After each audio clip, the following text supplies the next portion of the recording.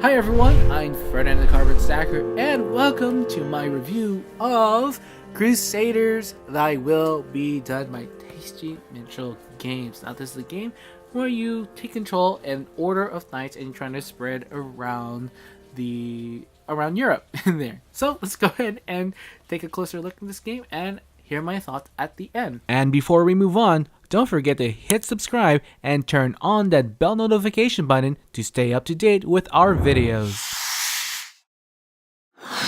In Crusaders Thy Will Be Done, you control an order of knights vying for influence and power in Middle-aged Europe. To do this, your knights need to travel to the far reaches of East Europe to defeat opposing forces and build establishments. All of your actions are done on your player board, which has a distinctive action selection mechanism. You'll be selecting an action on one of your pie wedges of your board. The number of action tokens enhances the action you're using. You can even upgrade your pie wedge so that the actions can be split between two actions. After doing your actions, you have to move the action tokens in a Mancala-esque fashion, distributing tokens one by one on each wedge. There are 5 different actions a player can do. They can gain influence or travel on the board. Remember, the more action tokens you have, the more powerful the action can be. Muster will bolster your knight's strength. If you're successful, you'll also earn influence, and earning this influence can also increase over time. On a side note, you'll never attack another knight, just the common enemy tokens on the board. Some enemies also let you build one of your buildings. The last action you can do is build. If there isn't an enemy token on your hex, you can build one of your buildings from your player board. Some places even give a discount on cost or give out influence if you choose to build there. As you build more buildings, some of your abilities will become better. You can earn additional knights and army strength, or even gain more influence when taking the influence action. There'll be a number of influence tokens to collect at the start of the game depending on the number of players. As players collect influence, the supply will diminish and soon enough all the tokens will be gone, and then that's the end of the game.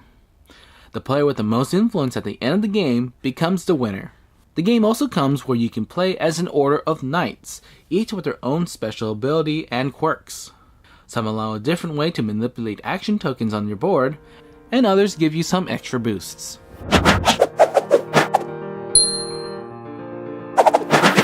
So let's start with the presentation of the game, all the components, all the art, and I think they did a wonderful job with this. I mean, the game looks completely polished, the components are wonderful, the art is really, really good, and I just like how I know there's a deluxe edition because this was a Kickstarter game, but this really looks like a deluxe edition anyway, with the components, with all the buildings that are actually cut out, the knight pieces, and the boards, and all the tokens are just like has a nice weight and a nice thickness to them, and the boards all laid out like that. And so I think they did a really, really good job with this. I do want to take a quick note on the rulebook. Now, the rulebook I have no problems with. I love that they have examples everywhere.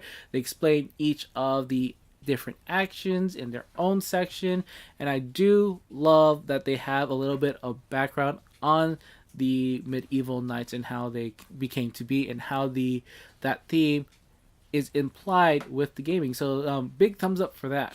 Now, looking at the gameplay of things in Crusaders, is that it really caught me off in a good way, though, is that the game is easier than it looks. It is a map of Europe, it's about knights. What it's going to be? Area control? No, it's just people going to go around Europe trying to fight out these common enemies, I guess, and try to claim land and try to get as much points. So it's just point grabbing game. It's trying to gather as much points as possible before anyone else, and just try to end the game that way. So that's really how it is. And I'm just really surprised that after I read the rules, it's like, this is not the game I was expecting at all.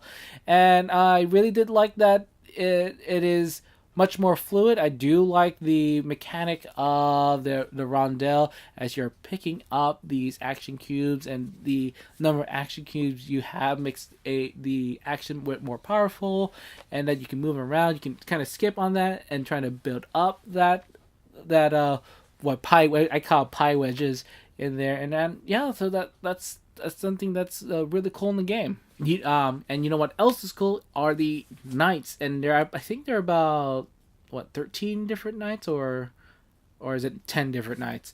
Well, I do like that the knights have different abilities, of course, and they're all based on real orders of knights as well. But besides from that, I do like some of the knights are just has really weird kind of abilities. Like one of them has only 6 action cubes, but they already have a boost on all their abilities. The other one has like another couple extra of the action tokens around there, so you can really build up a lot of stuff. And another one has like an extra knight that you can use in there, and you don't have to use these two. I mean, they're optional, and as a mode you can just kind of scrap them and learn the game that way, and then integrate them as you wish.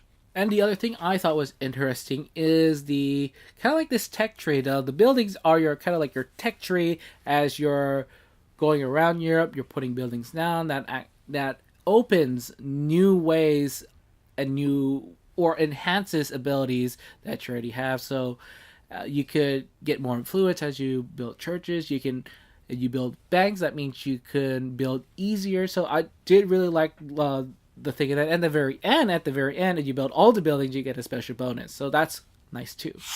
I don't know, but for some reason, or rather, is I'm really not fond of playing multiple games of this game. I think I do like the game itself, but I just don't see me playing it. I think it's just maybe part of the replay of all things in this game. Yes, there's like different knights, and yes, there are tokens that kind of move around the board, and the board is really random with those other tokens. But on the macro set of things of the game, I feel it doesn't really change the game as much. I mean, yes, there's going to be different tokens in there, but it's just a big widespread, and it's a little too random. It's random that it's just kind of, it just floors and evens itself out in the map. And yes, there are different types of knights, but their abilities and stuff doesn't really uphold of what I want to play again and again. The other thing that gets me is probably that the game itself is about crusades, and it looks like crusade is the main way of scoring in the game. Yes, it is the name of the game, and I think it's the design of the game for that matter, but it's just a little off-putting that there isn't another. I don't think there really is another strategy other than to just keep on taking those enemies down and getting points that way. It just seems that way for me. I don't know if this is exactly to be true, but for games that I play, I think that there's a lot of points when especially getting all those. I mean, there's really no other way. You can try to do like the influence action all the time, but I think you're just gonna waste your time in that. But then again, it could just be my group's playstyle on how they play. I mean, those points does rack up as you defeat more of those enemies, and the more enemies you defeat, their mights go up. Yes, it's going to be hard to defeat, but they're both going to be worth more points.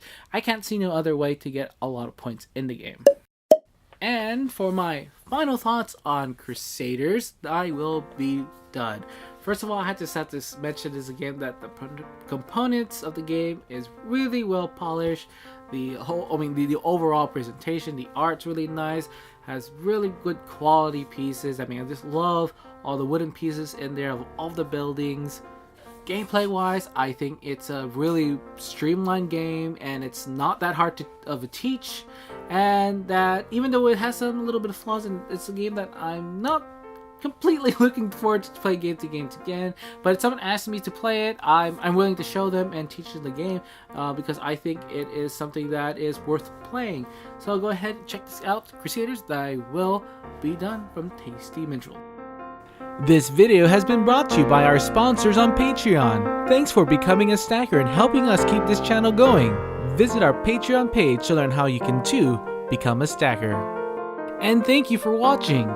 Come follow us on Twitter, like us on Facebook, and check out our website, thecardboardstacker.com. I'm Ferdinand the Cardboard Stacker, reminding you to keep on stacking games.